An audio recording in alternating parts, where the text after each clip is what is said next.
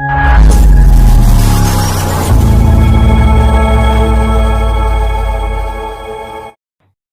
খবর বুধবার জুলাই 24 নম্বর 1 রাজ্যনে বিজেপি ସରକାର ଗଠନ ହେଲା ପରେ ରାଜ୍ୟ ସରକାର ଅନେକ ଦାବି ରଖିଛନ୍। ସବୁଠାନୁ ଗୁରୁତ୍ୱ ଦେଇଛନ୍ ଘର ଲାଗି 5 ଲକ୍ଷ ଘର ମାଗିଛନ୍ ଉପମୁଖ୍ୟମନ୍ତ୍ରୀ କନକ ବର୍ଦ୍ଧନ ସିଂ କହିଛନ୍। ଆଉ ନିର୍ମଲା ସୀତାରମଣ ବି ବୈଠକରେ ଥିଲେ। ରାଜ୍ୟନେ 5 ଲକ୍ଷ ମାଗଣା ଘର ଦିଆହେବା ବୋଲି କହିଛନ୍। ନମ୍ବର 2 ରାସନ କାର୍ଡ ଥିଲେ ଅନେକ ସୁବିଧା ଯୋଗାଉଛନ୍ ସରକାର। ଆପଣଙ୍କର 18 ରୁ 42 ବୟସ ହେଇଛି ହେଲେ এই যোজনানে সামিল হেবে। যোজনানে সরকার দেবে 5,000 টঙ্কা। ব্যাংক কি পোস্টাল অফিসকে যাই করি যোজনাকে বুঝি করি করবে। নম্বর 3 সোনা ଆଉ ରୂପା ରେଟ୍ କମିଥିବାର ଜଣାପଡ଼ିছে। ସୁନା ମୂଲ୍ୟ ଆଜି 4,000 ଟଙ୍କା କମ୍ ହେଇଛି। ଆଜି 10 ଗ୍ରାମ ସୁନା ଦର ହେଉଛି 68,560 ଟଙ୍କା। ଅର୍ଥମନ୍ତ୍ରୀ ନିର୍ମଲା ସୀତାରମଣ ଏହି ଘୋଷଣା କରିଥିବାର ଜଣାପଡ଼ିছে। ନମ୍ବର 4 ବଜେଟ୍ ଉପସ୍ଥାପନା ସରିଲା ପରେ ଖୁସିର ଖବର ଘୋଷଣା କଲେ ଅର୍ଥମନ୍ତ୍ରୀ ନିର୍ମଳା ସୀତାରମଣ। 5ଟା ରାଜ୍ୟନେ କିଷାନ କାର୍ଡ ଲଞ୍ଚ ହେବା। 32ଟା ଫସଲନେ 109 ପ୍ରକାର ବିହନ ଚାଷୀମାନକେ ମିଲବା। 1 କୋଟି ଚାଷୀକେ ଚାଷ ଲାଗି ପ୍ରୋତ୍ସାହନ ଦିଆହେବା। ମାର୍କେଟିଂ ଲାଗି ବ୍ୟବସ୍ଥା କରାହେବା। ଚାଷୀର ଲାଗି 10,000 ବାୟୋ ରିସର୍ଚ୍ଚ କେନ୍ଦ୍ର ଖୋଲା ହେବା। କୃଷି କ୍ଷେତ୍ର ଲାଗି 1,52,000 କୋଟିର ପ୍ରାବଧାନ ଦିଆହେବା।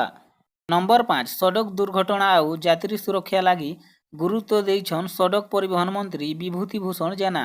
ନିର୍ଦ୍ଦେଶ ଦେଇଛନ୍ ବିନା ଫିଟନେସ୍ ଆଉ ପଞ୍ଜୀକରଣ ସାର୍ଟିଫିକେଟରେ ରାସ୍ତାନେ ଚାଲୁଥିବାର ଗାଡ଼ିକେ ବିରୋଧନେ କଠୋର ଆଭିମୁଖ୍ୟ ନିଷ୍ପତ୍ତି ନେଇଛନ୍। ଦରକାର ପଡ଼ିଲେ ଗାଡ଼ିକେ ଜବତ ବି କରାହେବା ବୋଲି କହିଛନ୍। ନମ୍ବର 6 ମୋଦି ସରକାର ତୃତୀୟ ପାଲିର ପ୍ରଥମ ବଜେଟକେ ମୁଖ୍ୟମନ୍ତ୍ରୀ ମୋହନ ଚରଣ ମାଝୀ ଆଉ କେନ୍ଦ୍ରମନ୍ତ୍ରୀ ଧର୍ମେନ୍ଦ୍ର ପ୍ରଧାନ ପ୍ରଶଂସା କରିଛନ୍। ସାମାଜିକ ଗଣମାଧ୍ୟମ ନିଜର ସୋସିଆଲ ମିଡ଼ିଆ ଏକ୍ସନେ ସେ କହିଛନ୍ ଇ ବର୍ଷ ଓଡ଼ିଶା ଲାଗି ବିକାଶ ଉପରେ ବିଶେଷ ଗୁରୁତ୍ୱ ଦେଇଥିବାର ଲାଗି ଓଡ଼ିଶା ଆଉ ମୋର ତରଫନୁ ଅଶେଷ ଅଶେଷ ଧନ୍ୟବାଦ ବୋଲି ମୁଖ୍ୟମନ୍ତ୍ରୀ କହିଛନ୍।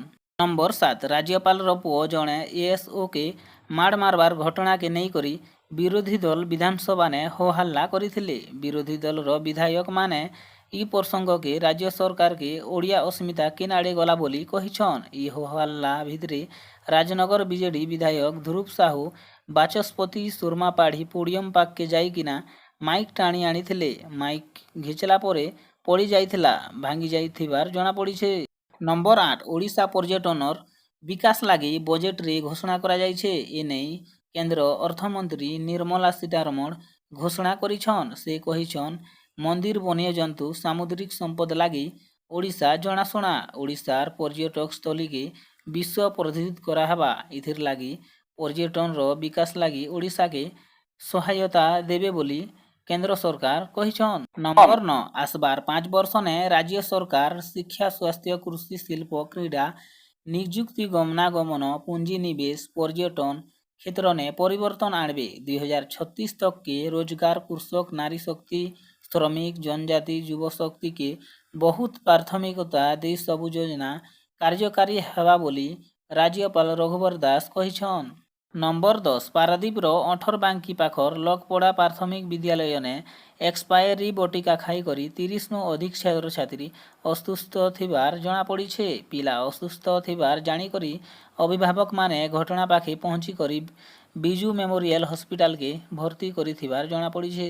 ନମ୍ବର 11 ବଡ଼ ଘୋଷଣା କଲେ ରାଜ୍ୟ ସରକାର। ଏଥର ସବୁ ଜିଲ୍ଲାନେ ହେବା ମେଡିକାଲ କଲେଜ। ଏନେଇ ସ୍ୱାସ୍ଥ୍ୟମନ୍ତ୍ରୀ ମୁକେଶ ମହାଲିକ କହିଛନ୍ ସବୁ ଜିଲ୍ଲାନେ ମେଡିକାଲ କଲେଜ ଖୋଲା ହେବା। ଏହା ମୋଦିଙ୍କ ଗ୍ୟାରେଣ୍ଟି ବୋଲି କହିଛନ୍। ନମ୍ବର 12 ବଜେଟନେ ଓଡ଼ିଶାକେ ଅବହେଳା କରାଯିବାର ନେଇ ଟାର୍ଗେଟ କରିছে ବିଜେଡି। ଏନେଇ ରାଜ୍ୟସଭା ଏମ୍ପି ସସ୍ମିତ ପାତ୍ର କେନ୍ଦ୍ର ସରକାରକେ ଜୋରଦାର ଟାର୍ଗେଟ କରିছে। ସେ କହିଛନ୍ ଆନ୍ଧ୍ର ଆଉ ବିହାର ସ୍ୱତନ୍ତ୍ର ଅନୁଦାନ ମିଳିছে ହେଲେ ଓଡ଼ିଶା କଥା ବିଚାର ନେଇ ନିଆଯିବାର।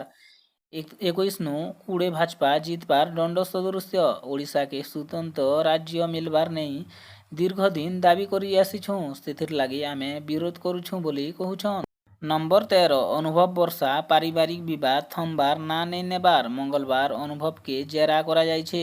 ଅଗଷ୍ଟ 16ନେ ମାମଲାର ପରବର୍ତ୍ତୀ ଶୁଣାଣି ହେବା। ପୁରୀଘାଟ ଥାନାନେ ଅଭିଯୋଗ ହୋଇଥିଲା। ଅନୁଭବ ବର୍ଷା ଛାଡ଼ପତ୍ର ଲାଗି କୋର୍ଟ ଅନୁମତି ଦେଇଥିଲେ।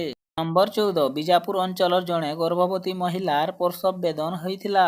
ହେଲେ ଲାଗାତାର ବର୍ଷା ଲାଗି ଗାଁ ପାଖର ନଦୀନେ ବେଶୀ ପାଣି ଆସୁଥିବାର ଲାଗି ଘରର ଲୋକ ଚିନ୍ତାନେ ଥିଲେ। ଏନ୍ତା ଖବର ପାଇକରି ସିଆରପିଏଫ ଯବାନ ନିଜର ଜୀବନକେ ବାଜି ଲଗେଇ କରି ମହିଳାକେ ନଦୀ ପାର କରିଥିଲେ। ପରେ ମହିଳାକେ ହସ୍ପିଟାଲ ନେଇଥିବାର ଜଣାପଡ଼ିଛେ।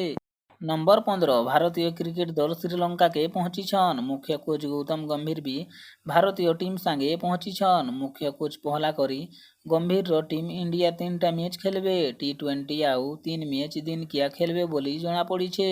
ଜୁଲାଇ 27ନୁ ଖେଳିବେ ବୋଲି ସୂଚନା ମିଳିଛେ। ଧନ୍ୟବାଦ। ଆପଣମାନେ ଦେଖୁଥିଲେ କୁଶଲ ଟିଭି।